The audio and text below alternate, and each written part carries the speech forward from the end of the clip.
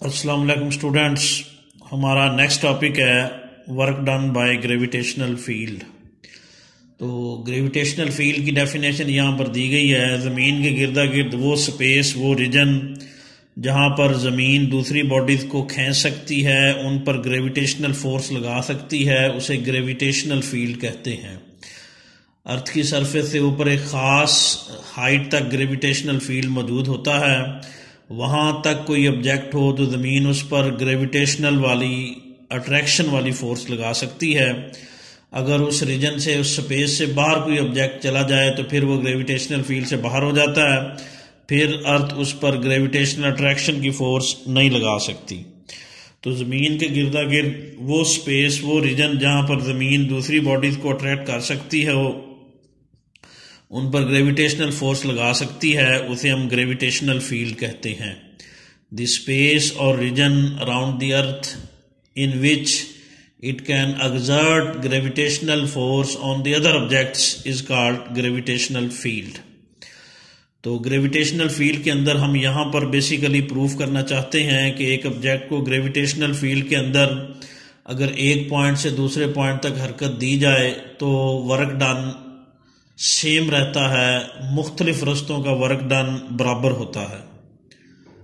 हमने यहाँ पर प्रूफ करना है कि बॉडी को ग्रेविटेशनल फील्ड के अंदर एक पॉइंट से दूसरे पॉइंट तक मुख्तलिफ रस्तों से अगर हम मूव करें तो हर रास्ते का वर्क सेम होगा।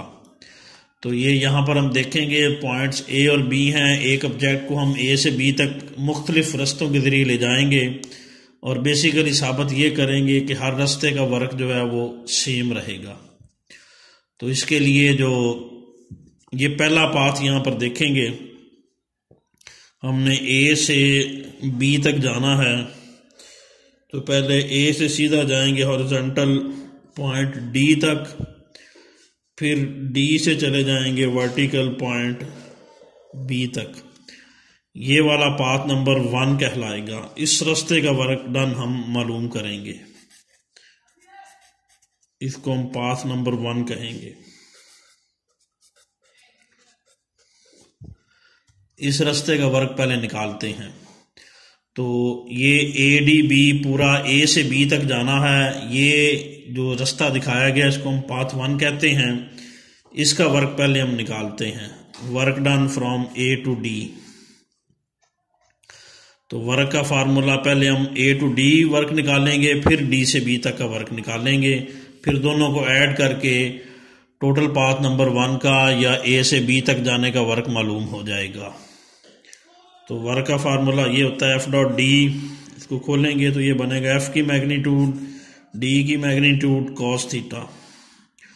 ये याद रखिए कि जो फोर्स है वहाँ पर यहाँ पर वेट के बराबर होगी, एम जी के बराबर होगी। थीटा यहाँ पर एंगल है, तो ये देखें फोर्स ऑफ ग्रेविटी हमेशा नीचे लगती है, तो फोर्स की डायरेक्शन इस केस में डाउनवर्ड है, डिस्प्लेसमेंट की डायरेक्शन इस केस में इधर हॉरिजॉन्टल है, क्योंकि फोर्स ऑफ ग्रेविटी नीचे लग रही है तो फोर्स नीचे है, डिस्प्लेसमेंट इधर कवर हो रहा है। They are perpendicular to each other having angle 90 between them. इनके दरमियान एंगल 90 डिग्री का है, तो थीटा की जगह पर हम यहाँ पर 90 डिग्री पुट कर देंगे। थीटा की जगह जब 90 पुट करेंगे तो डब्ल्यू ए डी ये होगा एफ डी कॉस 90। कॉस 90 आपको पता है 0 होता है, जिससे ये पूरा फैक्टर 0 हो जाएगा। तो इससे work done from a to d 0 निकलेगा, यानी ए से डी तक का वर्क यहाँ पर इस केस में 0 आएगा। डब्ल्यू ए डी 0 होगा। फिर हम डी से बी तक जाएंगे। ये ए से डी तक था, फिर आगे जाना है डी से बी तक। Work done from d to b देखेंगे तो ये कितना बनता है। तो डी से बी तक ये देखिए जो फोर्स ऑफ ग्रेविटी किधर लग रही है वो तो नीचे ही होगी। डी से बी तक हमारा डिस्प्लेसमेंट किधर होगा, वर्टिकली अपवर्ड होगा। तो इनके दरमियान एंगल कितना बनेगा 180 डिग्री, क्योंकि ये एक दूसरे के अपोजिट हैं। डी से बी तक जाने के लिए डिस्प्लेसमेंट अपवर्ड होगा, फोर्स ऑफ ग्रेविटी तो डाउनवर्ड ही होती है, हर चीज़ों को नीचे खींच रही है। तो they are opposite having angle 180 between them. तो जब हम डी से बी तक का वर्क निकालेंगे, ये WAD आ गया, फिर WDB निकालेंगे। इसके लिए भी वही फार्मूला जो लगता है, हम पीछे बार बार वर्क का पढ़ रहे हैं, F.D, इसको खोलते हैं तो वो आता है F की मैग्नीट्यूड D की मैग्नीट्यूड cos थीटा। तो पीछे हमने फोर्स की वैल्यू पुट नहीं की थी क्योंकि एंगल ही 90 का था, 0 हो गया था। फोर्स बताया ग्रेविटेशनल फोर्स यहाँ पर है, और ग्रेविटेशनल फोर्स mg यानी बॉडी के वेट के बराबर होती है। और यहाँ पर जो इधर से इधर तक का जो डिस्प्लेसमेंट है, ये वाला डिस्प्लेसमेंट ये बुक में h से शो किया गया है। D से B तक का जो डिस्टेंस है वो h है। तो फिर इस तरह D की जगह हम क्या पुट करेंगे, h और थीटा हमने अभी देखा, इनके दरमियान एंगल कितना था, 180 डिग्री का था। यहाँ पर F और D के दरमियान एंगल 180 का था। तो थीटा की जगह 180 पुट करेंगे,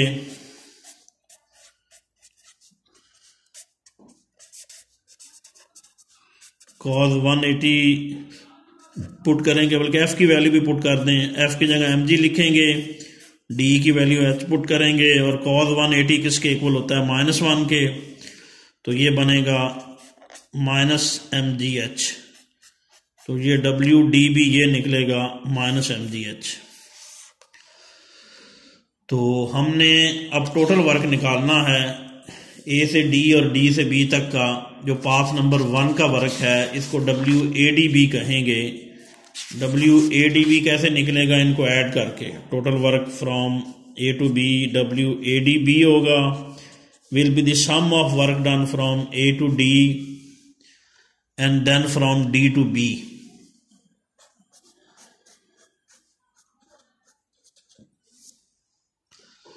ये सम होगा, यानी ये दोनों वर्क जो निकाले हमने, A से D तक का वर्क और D से B तक का वर्क, इनको ऐड करके टोटल वर्क ADB यानी A से B तक जाने का वर्क निकलेगा।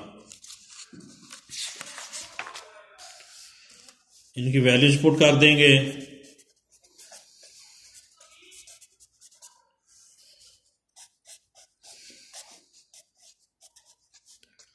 WAD की वैल्यू निकाली थी हमने 0, और WDB की वैल्यू निकाली थी -mgh, ये वाली। WAD की वैल्यू 0 थी, WDB की वैल्यू थी -mgh। तो इनको ऐड करेंगे, ये बन जाएगा -mgh, ये WADB बनेगा। ये पहले रास्ते का वर्क होगा। फिर हम दूसरे रास्ते का वर्क निकालेंगे। A से B तक जाने के लिए दूसरा रास्ता अपनाएंगे। दूसरा रास्ता ये मैं यहाँ डॉटेड लाइनों से शो कर देता हूँ। दूसरा रास्ता ये है कि A से पहले सीधा चले जाएं पॉइंट C तक स्ट्रेट, ये A से सीधा पॉइंट C तक चले जाएं, और फिर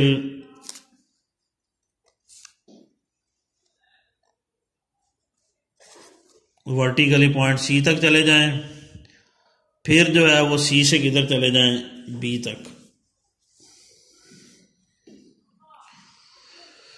तो ये हाइट अगर h है तो ये वाली हाइट भी किसके इक्वल होगी, फिर h के बराबर होगी। उसी तरह जब हम A से C तक जा रहे होंगे तो उसी तरह डिस्प्लेसमेंट अपवर्ड होगा और फोर्स ऑफ ग्रेविटी हस्बे मामूल डाउनवर्ड होगी। इनके दरमियान एंगल 180 का बनेगा। तो A से C से फिर किधर जाना है, B। ये वाला हमारा पाथ नंबर 2 है कि A से C तक जाएं वर्टिकली, फिर C से B तक चले जाएं। ये हमारा पाथ नंबर 2 होगा। अब दूसरे रास्ते का वर्क निकालेंगे। A से B तक दूसरे रास्ते के जरिए जाने का वर्क निकालेंगे। पहले A से C तक का वर्क निकालेंगे, फिर C से B तक का वर्क निकालेंगे। तो WAC निकालेंगे, वही फार्मूला FD cos थीटा। तो उसी तरह फोर्स किसके बराबर होती है, बॉडी के वेट mg के, और D किसके इक्वल होता है, h के। यहाँ से यहाँ तक का डिस्प्लेसमेंट h है, और थीटा ए से सी के लिए फोर्स और डिस्प्लेसमेंट का एंगल, क्योंकि डिस्प्लेसमेंट ऊपर है, फोर्स ऑफ ग्रेविटी नीचे है, इनके दरमियान एंगल 180 का है ए सी के लिए। थीटा कितने का पुट होगा, 180 का ए सी के लिए। तो वैल्यू पुट करेंगे, एफ की वैल्यू कितनी लिखेंगे, एम जी, डी की वैल्यू एच लिखेंगे, थीटा 180 का लिखेंगे, कॉस 180 -1 होगा, तो डब्ल्यू ए सी सबको मल्टीप्लाई करके डब्ल्यू ए सी हमारे पास बनेगा फिर -mgh।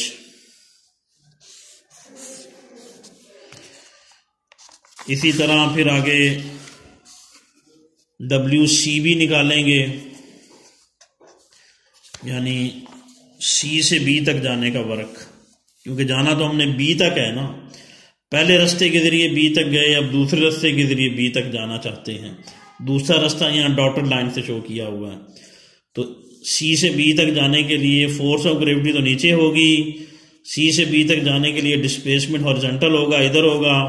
इनके दरमियान एंगल देखें कितना है, 90 का है। सी से बी के लिए डिस्प्लेसमेंट इधर है, फोर्स ऑफ ग्रेविटी नीचे है, इनके दरमियान एंगल 90 का है। तो डब्ल्यू सी भी हम निकालेंगे, सी से बी तक का वर्क देखेंगे, वही formula F D cos theta, हमने देखा एफ और डी का एंगल 90 का है, पूरा फैक्टरी जो है वो क्या होगा, 0 हो जाएगा। तो डब्ल्यू सी भी जो है वो किसके इक्वल निकलेगा, 0 के। तो अब टोटल वर्क निकालेंगे।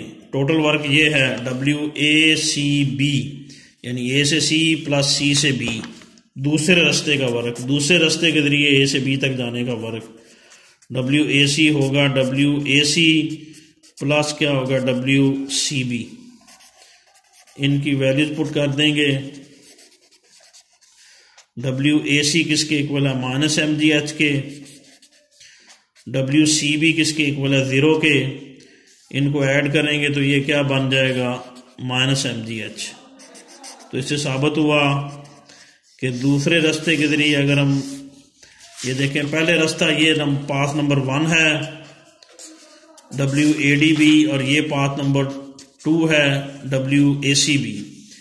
तो ये देखिए ADB रास्ते के जरिए A से B तक जाएं तो वर्क डन ADB भी -mgh निकलता है। ACB रास्ते के जरिए A से B तक जाएं, क्योंकि जाना A से B तक है, तो दूसरा रास्ता ACB का वर्क भी क्या होता है, -mgh, यानी दोनों रास्तों का वर्क सेम है, WACB का भी और WADB का भी।